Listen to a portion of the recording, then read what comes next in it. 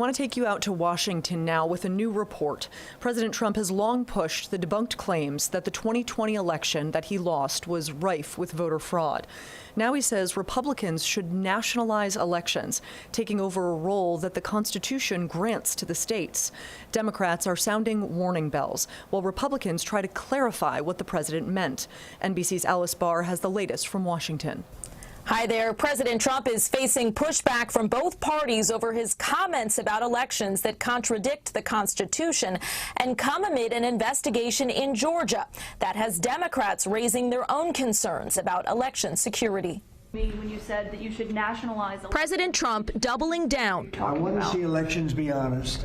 On controversial comments out this week in a podcast with his former deputy FBI director. The Republicans should say, we want to take over. We should take over the voting in at least 15 places. The Republicans ought to nationalize the voting. Democrats calling that an assault on the Constitution, which dictates that the states run elections. This is more dangerous autocratic poison from Donald Trump.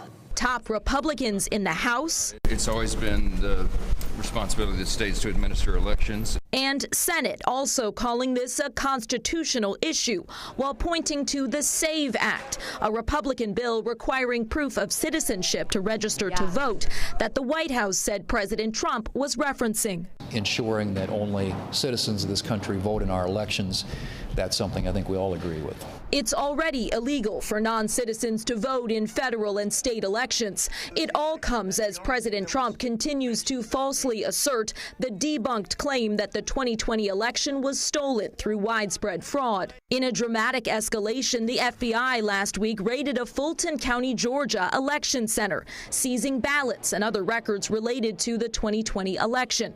Director of National Intelligence Tulsi Gabbard observed the raid, and two sources say she facilitated President Trump speaking by phone directly to FBI agents involved in the search, sparking more outrage among Democrats as a senior administration official pointed to Gabbard's role in election security.